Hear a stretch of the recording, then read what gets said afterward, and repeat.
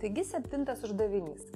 Duoti vektoriai A ir B, reikia rasti tokią x reikšmę, kad vektoriai A ir B būtų koliniarūs.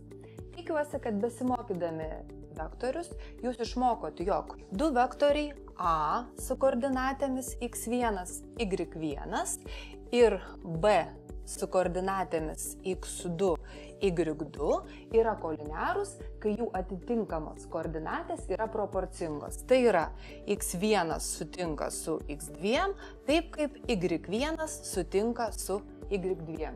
Imkim ir duotųjų vektorių koordinates susistatykim į lygybę.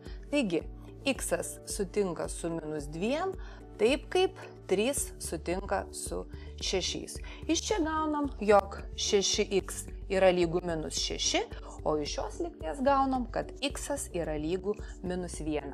Vadinasi, teisingas atsakymas yra B.